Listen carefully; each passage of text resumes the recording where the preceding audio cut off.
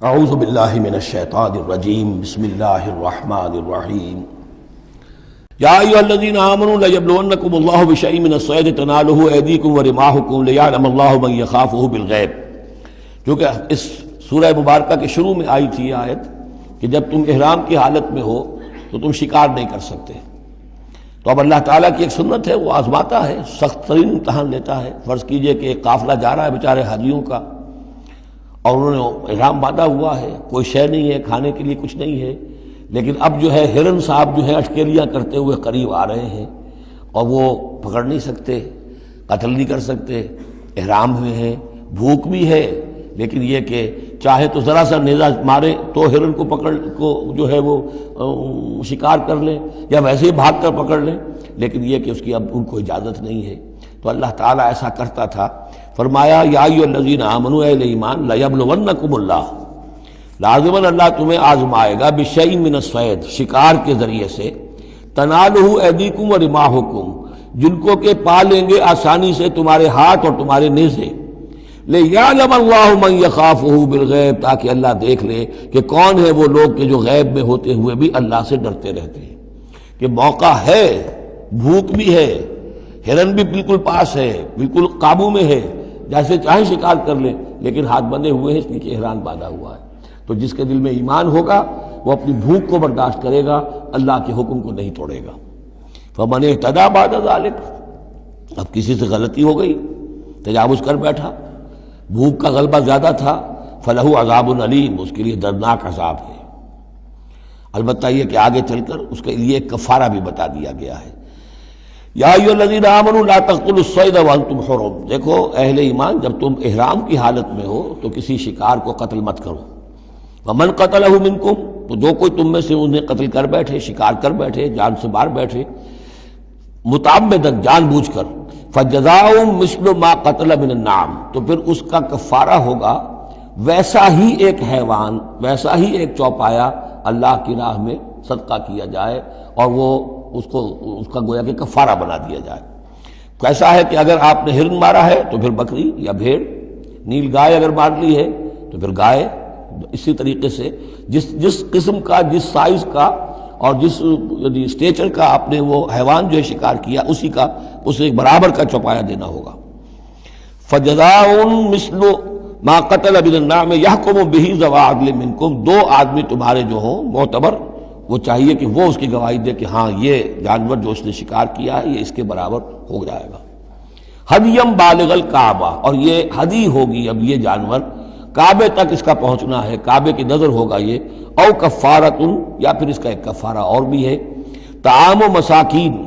کچھ مساکین کو کھانا کھلانا، صدقہ فطر کے حساب سے ہے یہ جو فقہاء نے لکھا ہے، او عدل ذالک صیامن، یا اتنے ہی روزے رکھنا۔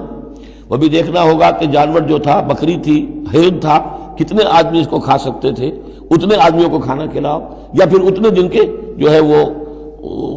عدل ذالک صیامن، روزے رکھو، لیذوق وبال امرہ، تاکہ وہ اپنے کیے کا کی سزا جو ہے وہ پالے۔ عفی اللہ عما سلف، اللہ معاف کر چکا ہے جو کچھ کے پہلے ہو چکا۔ ومن عادا، لیکن جو پھر ابھی دوبارہ کرے گا، اعادہ کرے گا، فینتقم اللہ منہ، تو اللہ تعالیٰ اس سے انتقام لے گا۔ واللہ عزیز الانتقام، اور یقیناً اللہ تعالیٰ زبردست ہے، انتقام لینے والا، بدلہ لینے والا۔ احل لکم صید البحر وطعامہ متاعا لکم، البتہ یہ کہ اگر کشتیوں کے ذریعے سے، جہازوں کے ذریعے سے حاجی لوگ آ رہے ہوں تو ان کے لیے چھوٹ ہے، وہ احرام کی حالت میں بھی جو مچھلی ہے اس کا شکار کر سکتے ہیں۔ احل لکم صید البحر، سمندر کا، دریا کا جو شکار ہے وہ تمہارے لیے حلال کیا گیا، وطعامہ متاعا لکم وللسیارہ، اور اس کا جو دریا کا کھانا ہے وہ تمہارے لیے بہت اچھا جو ہے فائدے کی چیز ہے، اور سب مسافروں کے لیے۔ اور آج آپ کو معلوم ہے کہ یہ سی فوڈ جو ہے یہ دنیا میں کس قدر یعنی اب معروف بھی ہے، محبوب بھی ہے، مقبول بھی ہے، اور بہت سی برائیوں سے اور بیماریوں سے بچانے والا بھی ہے۔ سی فوڈ یہ تو اب ایک بڑا سمجھیے کہ پوری دنیا کے اندر غذا کا ایک نیا خزانہ ہے کہ جو سامنے آیا لوگوں کے۔ تو فرمایا وطعامہ متاعا لکم وللسیارہ، اس کا جو طعام ہے جو سمندر کے اندر اللہ نے پیدا کیا ہوا ہے، مچھلیاں ہیں یا اور کوئی اسی طریقے کی اللہ نے تمہارے لیے کھانے کی چیزیں پیدا کی ہیں۔ وحرم علیکم صید البر ما دمتم حرما، لیکن خشکی پر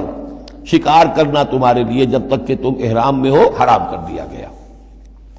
واتقوا اللہ الذی الیہ تحشرون، اور اللہ کا تقوی اختیار کیے رکھو جس کی طرف کہ تمہیں لازماً جمع کر دیا جائے گا، لے جائے جاؤ گے گھیراؤ کر کے۔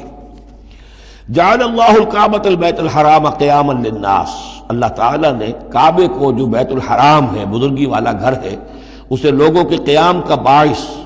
بنا دیا ہے۔ والشہر الحرام، اور شہر حرمت والا شہر بھی اللہ تعالیٰ نے معین کیا ہے۔ والہدیہ، اور قربانی کے جانور، ان کا بھی ذکر ہو چکا ہے سورت کے شروع میں۔ والقلائد، اور وہ جانور جن کے گلوں میں پٹے ڈال دیے گئے ہوں نشانی کے طور پر کہ یہ کعبے کے لیے ہدی کے جانور ہیں، یہ سب اللہ تعالیٰ کی طرف سے ہے، اس کی توثیق ہو رہی ہے۔ یعنی یہ کوئی تمہاری جاہلیت کی روایات نہیں ہے، یہ چیزیں جو ہیں کعبے کی حرمت اور عظمت، اسی طریقے سے شہر حرام، اسی طریقے سے ہدی کے جانور، اور وہ کہ جن کے گلوں میں پٹے پڑے ہوئے ہوں ہدی کے جانور ہونے کے اعتبار سے۔ ذالک لتعلموا ان اللہ یعلم ما فی السماوات و ما فی الارض، یہ اس لیے کہ تم اچھی طرح جان لو کہ اللہ تعالیٰ کو آسمانوں اور زمین کی ہر شے کا علم حاصل ہے۔ ان اللہ بکل شیء علیم، اللہ تعالیٰ ہر چیز کا علم رکھتا ہے۔ اس کے مقابلے میں 4 چیزیں آئیں گی جو ان کے ہاں حرام ہو گئی تھی، ان کو پھر کہا جا رہا ہے کہ اس کے لیے کوئی سند نہیں ہے کتاب میں موجود، وہ بعد میں آئیں گی۔ اعلموا ان اللہ شدید العقاب، جان لو کہ اللہ تعالیٰ سزا دینے میں بہت سخت ہے۔ وان اللہ غفور الرحیم، اور اللہ غفور الرحیم بھی ہے، یعنی اس کی تو دونوں شانیں ہیں۔ اب تم دیکھو کہ تم اپنے آپ کو کس شان کے ساتھ متعلق کر رہے ہو، کس کا مستحق بنا رہے ہو، اس کی عقوبت کا یا اس کی رحمت اور مغفرت کا۔ صدق اللہ العظیم۔